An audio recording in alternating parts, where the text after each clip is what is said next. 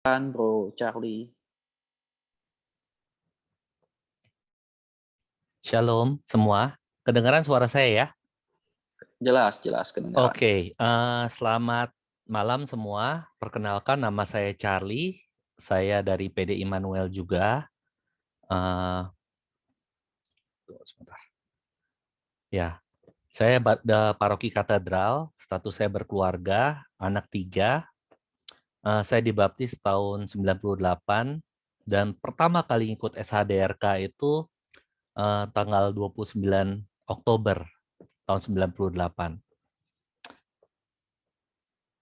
SHDRK ini kita bicara tentang, pertama kan kita lihat cinta kasih Allah, terus penyelamatan, terus hidup dalam roh, dan juga baru kita dibawa ke dalam bagaimana kita menerima karunia, dan kita setelah itu sesi kelima kita menerima pencurahan Roh Kudus. Dan pencurahan Roh Kudus itu kita mengalami banyak hal di dalam hidup kita. Dan ini adalah awal, bukan dari akhir dari segalanya, tapi merupakan awal dari proses perubahan kita menjadi serupa dengan Kristus. Jadi tujuan utama kita belajar di gereja semua, tujuannya cuma satu sebenarnya, dirubah menjadi serupa dengan Yesus. Apa sih serupa dengan Yesus itu?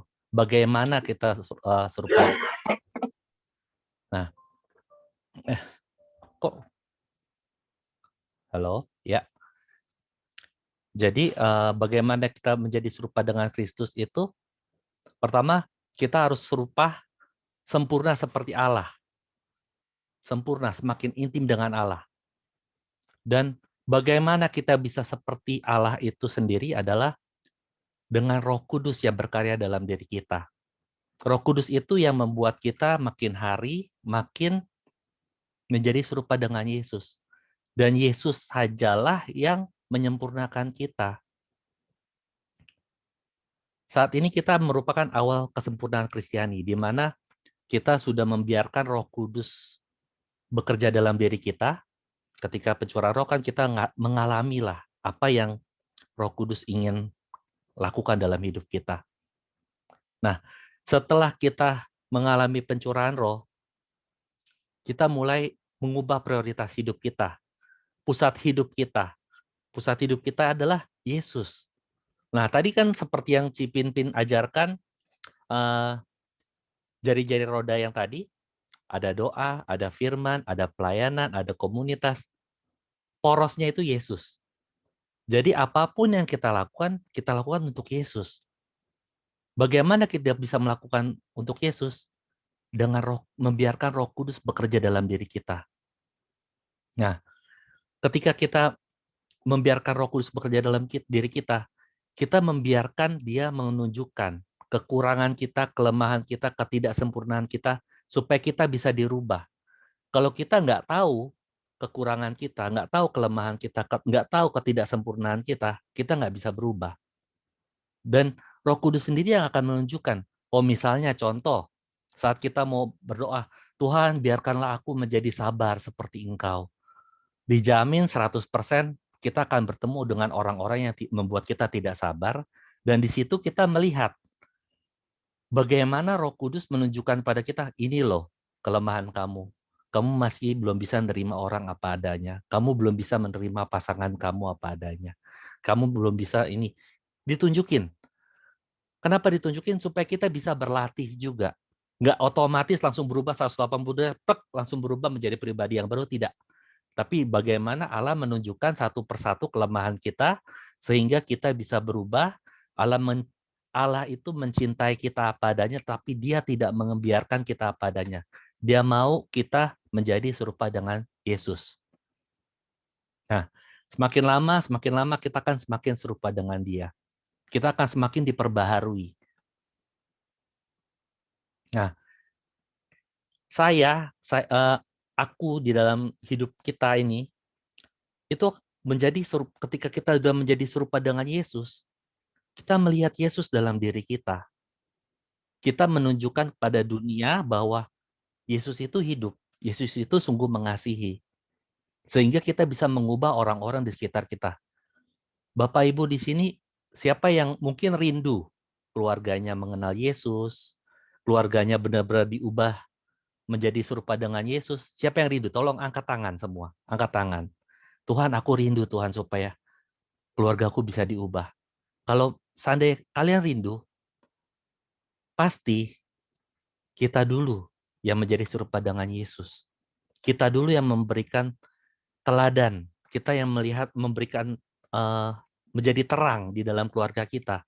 Sehingga keluarga kita bisa lihat, oh ini loh, oh Charlie yang sekarang beda loh sama Charlie yang dulu gitu. Jadi sehingga mereka bisa lihat, ah aku mau dong dibaptis juga. Aku mau dong ikut Yesus juga. Contoh yang paling konkret itu ketika saya mengalami 2 tahun yang lalu papa saya baru saja dibaptis. Padahal saya nggak pernah ngajakin, Pak, ayo dong dibaptis, Pak, ayo dibaptis. Tapi enggak. Tentunya ketika eh, ada satu masalah dalam keluarga besar, saya tampil untuk membantu menyelesaikannya. Dan setelah selesai itu, papa saya bilang, saya mau dong dibaptis. Saya yakin bukan karena saya, tapi karena Roh Kudus yang menjamah dia. Karena Roh Kudus sendiri yang membuat dia mau berubah. Nah, kenapa? Karena kita ikonnya Yesus. Kita adalah gambarnya Yesus di dalam dunia ini. Ketika orang lihat kita, oh saya ingat Yesus itu seperti itu. Ketika kita berbuat baik, oh ini pasti orang Kristen. Kenapa? Karena ini pasti pengikut Yesus. Gitu. Nah, setelah kita merenungkan Yesus setiap hari. Jadi ketika kita tadi kan Cipimpin cerita bahwa oh kita harus baca Alkitab. Kita baca Alkitab dari Kejadian sampai Wahyu.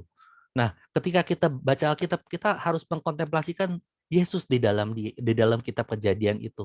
Bagaimana fokus kita tetap kepada Yesus.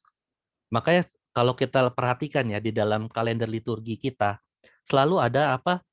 Ada Perjanjian Lama, surat-surat Paulus, terus ada Injil. Kenapa? Karena saling berkaitan itu semua. Dan kita beruntung sekali dalam gereja Katolik, karena apa? Gereja sudah menatanya sedemikian rapi sehingga kita bisa langsung merenungkan apa yang terjadi di dalam Perjanjian Lama, ada juga di dalam Perjanjian Baru. Nah, setelah kita mati terhadap kehidupan, kan tadi kan kita dalam sesi 3 itu kan kita belajar bahwa kita sudah hidup baru. Hidup baru itu hidup yang lama sudah tidak ada. Nah, ketika hidup yang lama sudah tidak ada, Roh Kudus berkarya, mengubah kita menjadi baik, semakin kudus, semakin dekat dengan Dia. Dengan cara apa? Kita doa setiap hari, baca Alkitab setiap hari, bersekutu, melayani dengan cara macam banyak hal yang bisa kita layani. Tapi kita yang paling utama apa? Kita melayani keluarga kita. Kita nggak, kita harus melayani orang-orang di sekitar kita dulu. Kenapa? Dalam Yohanes 10 ayat 10 dikatakan apa? Aku datang supaya mereka beroleh hidup dan berolehnya dalam segala kelimpahan. Ketika gelas yang diisi dengan air, gelas itu akan sampai diisi sampai penuh, gelas itu akan tumpah. Ketika gelas itu tumpah, orang-orang di sekitar gelas itu yang akan merasakannya. Basahnya itu akan terasa di sekitar gelas itu. Nah, Yesus bilang kan penuh, kita penuh dengan Roh Kudus. Nah, ketika kita penuh dengan Roh Kudus, orang-orang sekitar kita akan merasakan, ini benar orang ini penuh dengan Roh Kudus. Yesus itu adalah harta rohani yang gak ternilai. Ketika kita menerima Roh Kudus di dalam hidup kita, itu harta rohani yang tidak ternilai dan Tuhan bisa pakai kita dengan cara yang ajaib, dengan cara yang luar biasa. Dengan cara apa? Kita menyerahkan hidup kita dipimpin oleh Roh Kudus dari hari ke hari. Dan ketika hal itu terjadi, kualitas diri kita akan meningkat. Kita menjadi orang Kristen di dalam dunia yang benar-benar Kristiani, yang benar-benar menunjukkan Yesus di tengah manusia, di tengah dunia ini. Nah, kita terus belajar terus di dalam komunitas. Kita perlu komunitas untuk bertumbuh. Ketika kita hanya baca Alkitab saja, tapi kita nggak punya komunitas, kita nggak tahu saat ini kita sedang tersesat atau tidak. Kenapa? Kita nggak bisa menafsirkan Alkitab hanya dengan otak kita doang. Tapi bagaimana kita bersama dengan komunitas, bersama dengan gereja, dan bersama dengan Roh Kudus bisa mengerti apa yang Alkitab ini tuliskan. Sehingga kita bisa bertumbuh bersama dengan orang lain. Saat kita udah bertumbuh dengan orang lain itu akan bisa membuat kita semakin indah dan semakin indah. Kenapa? Dengan kita berkomunitas, kita akan lihat, oh ternyata saya kelemahannya ada di sini nih. Dan teman-teman di komunitas itu akan, Char, kamu ini lemah di sini. Gimana supaya kamu ini makin bagus? Nah, itulah fungsi dari komunitas. Kita saling menegur, saling mengasihi, saling menguatkan, dan benar-benar kita bisa bertumbuh di dalam Yesus. Nah, peranan PDKK itu sangat penting. Di dalam PDKK kita bisa merasakan bahwa, oh, Roh Kudus ini bekerja. Dan juga kita bisa belajar bagaimana kita menggunakan karunia-karunia Roh Kudus. Kita belajar melayani bersama, mengunjungi orang sakit, mengunjungi banyak hal. Kita bisa melayani di dalam komunitas. Jadi kita nggak bisa ya namanya, oh gue pelayanan sendirian aja, jalan ke sini, doain orang, dan sebagainya. Itu nggak boleh. Yesus juga mengajarkan setiap pelayanan berdua-berdua. Yesus nggak ngajarin, kamu pergi sendiri-sendiri. Kita diutus berdua-berdua. Oleh karena itu apa? Kita butuh komunitas untuk terus bisa bertumbuh di dalam Yesus. Sehingga apa? Kita terbuka terhadap kuasa Allah. Yang mungkin yang baru mulai dapat bahasa roh bisa berbahasa roh bersama komunitas. Sehingga kita bisa makin lama makin lancar berbahasa roh dan kita akan bisa semakin merasakan hadirat Tuhan dan kita akan semakin bisa menjadi terang dan garam di dunia ini dan orang-orang di sekitar kita akan merasakan bahwa benar Allah ada di tengah kita. Allah itu hidup dan Allah itu ada di dalam diri kita sendiri. Nah, di dalam di dalam pertumbuhan kita nanti kita akan mengalami masalah. Masalah itu apa? Kedagingan kita, dunia kita, dan kuasa setan. Oleh karena itu apa? Kita memang harus bersama-sama dengan komunitas supaya apa? Daging kita makin lama makin dikikis sehingga kita tidak ada yang namanya kedagingan dalam hidup kita. Di mana kedagingan kita semakin berkurang. Kenapa? Ketika kita sudah berserah pada Roh Kudus, kita mempunyai ada buah roh di dalam diri kita. Kasih, sukacita, damai sejahtera, penguasaan diri, itu akan ada. Semakin ada buah roh, semakin buah kedagingan itu akan hilang. Dan kita akan melawan dorongan-dorongan si jahat juga. Dimana mungkin saat kita stres, saat kita putus asa, nah itu adalah godaan dari si jahat. Kita lawan. Lawan dengan apa? Kita baca firman, kita pegang firman-Nya bahwa memang Yesus itu hidup di dalam diri kita. Roh Kudus itu ada di dalam diri kita.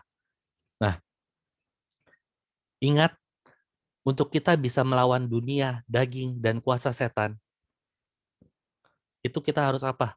Berdoa dan pegang firman Tuhan. Selalu kita pegang firman Tuhan. Nah, hidup ini kan Yesus bilang apa? Nggak cuma makanan, rumah, dan pakaian, sandang, pangan, papan. Kita nggak cuma itu, tapi kita hidup harus di dalam, Yesus bilang apa? Manusia hidup bukan dari roti saja, tetapi hidup dari firman Tuhan. Nah, ketika kita hidup di dalam firman Tuhan, kita akan ada keamanan, kesehatan, kebersamaan, keberhasilan, dan kebahagiaan. Sehingga apa? Kita bersatu di dalam tubuhnya. Tubuhnya itu apa? Gereja. Kita nggak bisa di dalam kita untuk berubah menjadi serupa dengan Kristus, kita jalan sendiri, single fighter, itu nggak bisa. Kita benar-benar harus ada komunitas yang menaungi kita supaya kita boleh bertumbuh terus-menerus. Nah, setan akan menggoda terus iman kita dengan membuat kita putus asa, frustasi, kesedihan, dan banyak hal yang bisa digoda nanti. Tapi ingat, kita harus tolak pengaruhnya. Kita harus memakai sarana yang wajar untuk kemajuan yang besar. Tantangan, pencobaan, kesulitan kita harus lawan. Lawan dengan apa? Firman Tuhan. Kita baca firman Tuhan setiap hari, doa setiap hari, bersekutu setiap hari dengan orang-orang yang seiman. Karena apa? Kalau kita bersekutu dengan orang-orang yang tidak seiman, kita akan digoda untuk meninggalkan iman kita. Sekarang banyak banget pengajaran-pengajaran sesat yang ada di dunia ini. Nah, ini dalam Filipi 2 ayat 13. Nah, ini sebelum baca Filipi 12 ayat 2 ayat 13, kita baca dulu Filipi 2 ayat 2. Karena itu, sempurnakanlah sukacitaku dengan ini. Hendaklah kamu sehati, sepikir, dalam satu kasih, satu jiwa, satu tujuan, dengan tidak ada mencari kepentingan diri sendiri atau pujian sia-sia. Sebaliknya, hendaklah dengan rendah hati yang seorang menganggap yang lain lebih utama daripada dirinya sendiri. Jadi apa? Kita harus sehati seperasaan dengan Yesus. Yesus yang taat sebagai putra Allah, dia sebagai gembala, dia sebagai hamba, dia sebagai teladan. Kita harus sehati sepikir. Sehingga apa? Di dalam Filipi 2 ayat 13 dikatakan apa? Karena Allah lah yang mengerjakan di dalam kamu baik kemauan maupun pekerjaan menurut kerelaannya. Jadi ketika kita sudah menerima Roh Kudus saat sesi 5 kemarin, Roh Kudus yang kita terima di dalam pembaptisan itu bekerja, kita mulai sehati seperasaan dengan Yesus. Kita bisa merasakan apa yang Yesus rasakan terhadap orang ini. Kalau kita mempunyai perasaan seperti Yesus, kita nggak akan membenci orang. Kita nggak akan buat jahat sama orang. Karena apa? Kita sudah sehati dan seperasaan dengan Yesus. Dan bagaimana kita sehati dengan seperasaan dengan Yesus? Dengan Roh Kudus sendiri yang bekerja dalam diri kita. Nah, kita lihat tanda-tanda zaman. Dunia ini sudah sangat luar biasa sulit, tetapi bagaimana prinsip-prinsip Yesus, ketaatan Yesus, keterbukaan Yesus, dan pelayanan Yesus, keteladanan Yesus, bisa nggak kita terapkan di dalam kehidupan sehari-hari? Tentu pasti bisa. Nah, bagaimana kita bisa menjalani ini semua? Dengan kita berkomunitas. Kita selalu berkomunitas, ikut PD, ikut persekutuan, sesering mungkin. Sebisa kita ikut persekutuan. Dengan cara itulah, makin lama kita bisa yang menjadi terang, menjadi garam, menjadi ragi untuk dunia ini. Menjadi bisa berpengaruh. Terutama apa? Berpengaruh terhadap keluarga kita. Saya yakin kita nggak mau cuma kita doang yang mengalami kasih Yesus. Tapi kita juga mau orang-orang di sekitar kita boleh mengalami kasih Yesus. Dulu saya ini orang yang pemalu. Saya merasa diri saya nggak berharga. Saya bukan orang yang bisa terbuka, bisa ngomong di sini, nggak bisa dulu. Saya dulu kalau berdiri depan orang itu bisa keringet dingin, panas dingin, itu benar-benar nggak enak banget gitu. Kenapa? Karena saya ngerasa bahwa hidup saya nggak berharga. Tapi dengan saya membaca firman, saya memperbarui pikiran saya dengan firman Tuhan, akhirnya apa? Saya bisa merasakan, oh ternyata Allah memandang saya berharga. Karena saya begitu besar, sangat berharga di mata Allah, sehingga dia mau mengaruniakan anaknya yang tunggal supaya mau mati di kayu salib buat saya. Sehingga apa? Saya kalau bisa di label harga ya, misalnya tempel harga saya adalah darah anak domba. Darah Yesus harga saya. Sehingga ketika kita baca Alkitab, saya pun ngerasain ketika saya baca Alkitab, makin hari saya makin diubah. Dari awalnya saya pikir, oh bolehlah bohong dikit-dikit, white lie gitu. Tapi ketika saya baca Alkitab, Yohanes 8 ayat 44 dibilang apa? Iblislah menjadi bapamu. Dia adalah bapak segala pendusta. Nah, oleh itu saya bilang, waduh Tuhan, saya nggak mau jadi anak iblis, saya mau jadi anak Allah. Oleh karena itu apa? Saya tidak mau berbohong. Jadi akhirnya saya bilang, Nggak ada tuh yang namanya white lie. Kenapa? Karena firman Tuhan bilang, kalau kita berbohong, kita berdusta, kita anak iblis. Sekarang ini di dunia ini cuma ada dua, anak Allah atau anak iblis. Nah, kalau kita penuh dengan Roh Kudus, kita jadi anak Allah. Kalau kita nggak penuh dengan Roh Kudus, ya bisa dinilai kita jadi anak siapa gitu.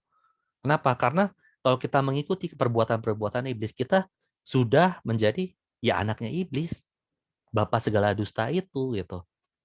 Jadi dengan kita boleh merasakan kasih Tuhan pas SHDR ini, kita boleh juga makin dirubah. Target kita cuma satu, dirubah menjadi seperti Kristus. Itu adalah tujuan dari SHDR. SHDR itu tujuannya tuh apa? Dirubah menjadi serupa dengan Kristus. Kita menjadi seperti Adam lagi. Adam kan dulu kan diciptakan serupa dengan Allah. Nah, ketika Adam sudah berdosa, dia udah nggak serupa dengan Allah. Nah, ketika kita sudah ditebus oleh Yesus, dipenuhi dengan Roh Kudus itu yang mengubah kita supaya menjadi serupa dengan Yesus. Sehingga kita menjadi Adam yang baru. Bapak Ibu, marilah kita bersama-sama boleh menanamkan dalam hati kita godaan-godaan dunia, daging, dan setan itu bisa dilawan dengan apa? Firman, doa, komunitas, dan pelayanan. Oleh karena itu apa? Kita nggak boleh yang namanya lepas dari pelayanan, nggak boleh lepas dari komunitas. Karena apa? Tuhan mengubah kita semakin hari, semakin seperti dengan Kristus melalui komunitas, melalui pelayanan, melalui doa-doa kita. Jadi, oleh karena itu, tetap kita ada di dalam komunitas. Tetap kita melawan godaan-godaan itu dengan apa? Firman, doa, pelayanan, dan komunitas. Terima kasih, Tuhan Yesus memberkati.